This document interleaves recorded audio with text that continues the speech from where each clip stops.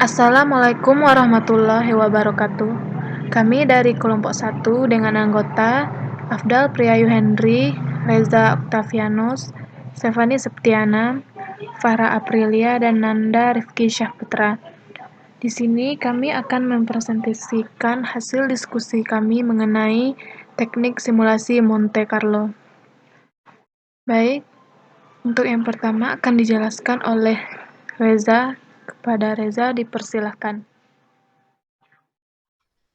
Baik, terima kasih kepada moderator. Baiklah, di sini saya akan menjelaskan tentang simulasi Monte Carlo.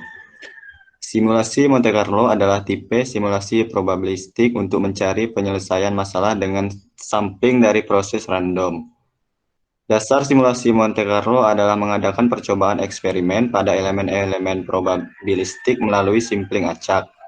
Sehingga simulasi Monte Carlo mengizinkan manajer untuk menentukan beberapa kebijakan yang menyangkut kondisi perusahaan. Tahapan dalam simulasi Monte Carlo. 1. Membuat distribusi kemungkinan untuk variabel penting.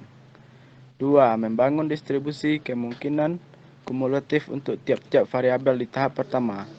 3. Menentukan interval angka random untuk tiap variabel. 4. Membuat angka random. 5. Membuat simulasi dari rangkaian percobaan. Diagram simulasi Monte Carlo, yaitu munculnya masalah. Pertama, konsepsi, yaitu model terbagi atas parameter variabel hubungan. Teori probabilitas, yaitu pertama mengembangkan distribusi ke frekuensi kumulatif. Yang kedua, mengubah frekuensi distribusi ke frekuensi kumulatif. Jumlah random, yaitu terbagi atas pertama model simulasi, kedua menilai model strategi, ketiga model perlu ditambahkan atau diperbaiki. Baiklah, selanjutnya saya akan menjelaskan contoh pengaplikasian simulasi Monte Carlo ini ke dalam Microsoft Excel. Contohnya di sini terdapat tabel distribusi permintaan penjualan sepatu, di mana pada hari pertamanya permintaannya terdapat 4 pasang, kemudian hari keduanya terdapat 5 pasang, hari ketiganya terdapat 6 pasang, hingga hari keenamnya terdapat 9 pasang. Untuk frekuensi permintaan perharinya masing-masing jika kita jumlahkan maka hasilnya adalah 100. Baiklah, langsung saja. Langkah pertama yang kita lakukan untuk menentukan permintaan penjualan sepatunya untuk 10 hari ke depan misalnya, yaitu kita tentukan nilai probabilitasnya. Nah, untuk menentukannya yaitu kita bandingkan nilai frekuensi permintaan perharinya dengan jumlah frekuensi permintaan. Nah, misalnya di sini pada hari pertama frekuensi permintaan perharinya yaitu 5, kemudian kita bandingkan dengan frekuensi permintaan secara total yaitu 100, sehingga 5 dibanding 100 maka hasilnya adalah 0,05. Begitupun dengan data pada hari kedua, ketiga, keempat, dan keenamnya. Nah, langkah kedua kita tentukan distribusi kumulatifnya.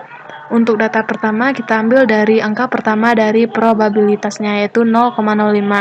Sedangkan untuk data keduanya kita cari dengan menjumlahkan nilai awalnya dengan nilai berikutnya. Nah, di sini nilai awalnya adalah 0,05 dan nilai berikutnya adalah 0,1. Jika dijumlahkan maka hasilnya adalah 0,15. Begitupun dengan data ketiga, keempat, kelima, dan keenamnya. Kita cukup menjumlahkan nilai sebelumnya dengan nilai berikutnya. Nah, langkah selanjutnya kita tentukan interval bilangan acaknya setiap variabelnya. Variabel pertama berada pada interval 0 hingga 0,5, variabel kedua berada pada 0,6 hingga 15, sampai pada variabel ke-6 dengan interval 86 hingga 100. Selanjutnya kita tentukan nilai randomnya. Nah, di sini sudah saya tentukan nilai randomnya secara acak dan kemudian nilai ini kita copy pastekan ke dalam tabel nilai random value-nya. Nah, setelah kita masukkan ke dalam tabelnya, nilai-nilai ini kita kalikan dengan 100. Nah, yang kemudian nilai-nilai ini kita bandingkan lagi dengan interval pada tabel di sini. Nah, misalnya pada hari pertama. Hari pertamanya yaitu terdapat angka 61. Jika kita lihat pada tabel intervalnya, 61 ini akan berada pada interval 61 sampai 85, sehingga kemungkinan permintaan pesanannya adalah 8 pasang. Kemudian hari keduanya di sini terdapat angka 22. Jika kita lihat pada tabel intervalnya, 22 akan berada pada interval 16 sampai 30, maka kemungkinan permintaannya adalah 6 pasang. Kemudian data ketiga di sini terdapat angka 81, berarti berada pada interval 61 hingga 85, sehingga kemungkinan permintaannya adalah 8 pasang. Begitupun dengan data berikutnya, data keempat hingga data untuk ke-10 hari ke depannya, sehingga jumlahnya ialah 72.